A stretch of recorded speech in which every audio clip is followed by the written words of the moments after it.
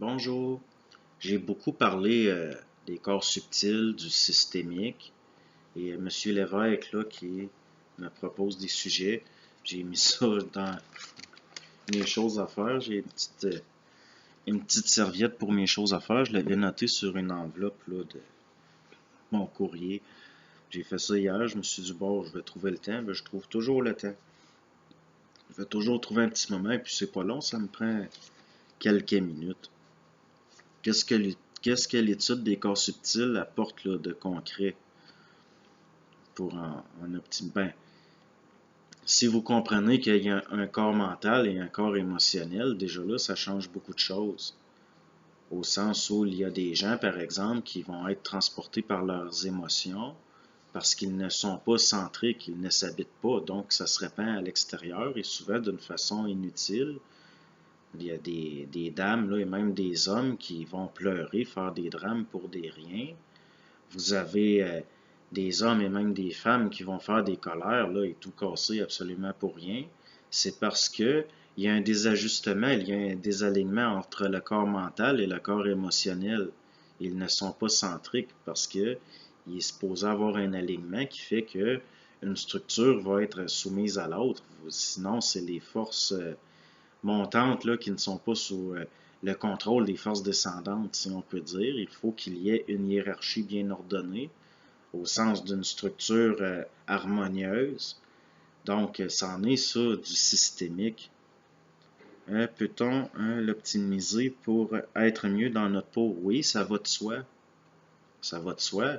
Si vous êtes centrique, vous vous habitez plus, vous avez plus de présence et vous ne serez pas charrié par l'émotivité, là, par exemple. Je prends le corps mental et le corps émotionnel comme exemple parce que ce sont les plus évidents, là. Donc, puis c'est un peu comme si vous avez une voiture et que vous ne vous en servez jamais, que vous ne la connaissez pas, que vous n'avez jamais observé, vous ne vous êtes pas observé en la conduisant non plus, il n'y a pas de présence, il n'y a pas d'observation active, ben vous serez mal à l'aise là dans votre voiture pour la conduire. Donc, il y a un parallèle à faire, là, être bien ou pas dans sa peau. Mais quelqu'un qui est bien dans sa peau ne pense pas à ça. Il ne va pas penser à être mieux dans sa peau parce que ça va de soi. C'est comme quelqu'un qui est en bonne santé il ne va pas nécessairement toujours penser à comment être en meilleure santé. Et puis, avec le temps, c'est là que le mental réflectif en dit long. Et plus une personne est ajustée, plus elle est centrique et moins elle va réfléchir à ce niveau-là. Elle va être dans une observation active et avoir de la présence. Donc, comme les gens là, qui parlent et qui clignent des yeux à chaque mot, ça, c'en est un manque de présence. C'est un manque de présence au sens où il y a des structures liées à des réflexes et qui ont le dessus. La personne ne s'habite pas, elle n'est pas centrique ou s'habite mal. C'est un peu comme si vous vous répandez autour de vous et puis ça se voit, là. Quelqu'un qui a un regard exercé va le voir. Donc, ça peut être dangereux au sens si vous passez une entrevue pour un emploi et que vous n'avez l'air de ne pas vous contenir, vous n'avez pas de contenance. Moi, être la personne qui passe l'entrevue, je n'engagerai pas quelqu'un là, comme ça. Puis je ne suis pas tout seul là, comme ça. Donc, ça peut être extrêmement utile, là, c'est très pragmatique. L'impact de l'intégration du systémique dans leur fonctionnement, oui, il y a un impact, comme je vous dis, si vous comprenez que le corps émotionnel est censé être juxtaposé sous le corps mental et qui est censé avoir, que vous n'êtes pas censé être transporté par vos émotions au, jusqu'à un niveau où vous ne vous habitez plus, oui, ça a un impact. Et comme c'est systémique, c'est des lois, ben oui, c'est certain que l'intégrer, ça change tout, là. Les gens vont avoir plus de contenance, ils vont être plus posés. Et il y a aussi, là, ça se voit même jusque dans la façon de vivre, dans l'habillement, les gens vont être beaucoup plus calmes. Donc, est-ce que les corps subtils des gens en voie de conscientisation vont être transmutés? Oui, ça va de soi. Ça va de soi. parce que tout ça est relié.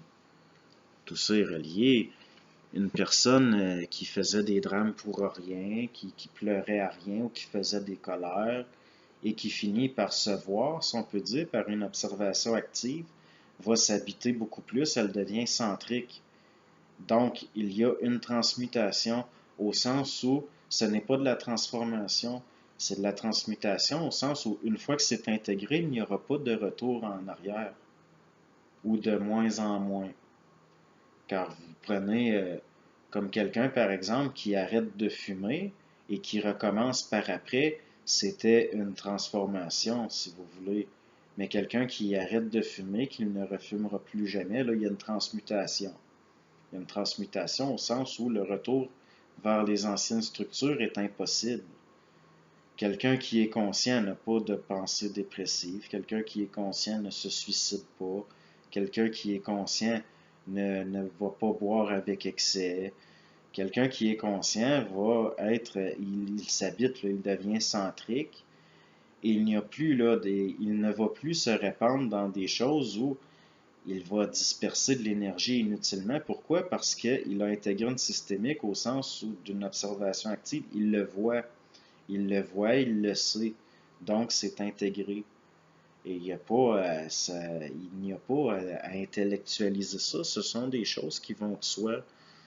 Et ça ne donne rien là, d'y réfléchir et d'y réfléchir et d'y réfléchir. Ce sont des choses extrêmement simples. Et même d'y réfléchir peut rendre des choses très simples complexes inutilement. Ça ne donne rien là, de gaspiller de l'énergie à intellectualiser certaines choses, car c'est très simple. Il s'agit de le voir. C'est tout. Ça fait des. Comme ça, ça aiderait là, au niveau du climat social que certaines lois soient intégrées parce que nous assistons à ce que j'oserais appeler souvent de vulgaires scènes de débordement en société qui, à ce niveau-là, pourraient être évitées. Mais il y a des gens qui sont réactifs, ils seront toujours réactifs. Mais si vous êtes en réaction, vous n'êtes pas en action réelle, au sens de une créativité réelle. À ce moment-là, la personne n'est pas le créateur de sa propre voix. Si on parle d'une voix de conscientisation, elle est une créature du systémique, parce qu'il n'est pas intégré. Donc, je pense que ça fait quand même le tour là, assez rapidement. Je pourrais en parler plus, mais je trouve que c'est quand même bien là. Pas besoin d'en parler nécessairement plus longuement. Parce que des fois, c'est mieux là, d'être très clair et d'aller tout de suite à ce qui est le plus évident. Que donc, bonne journée.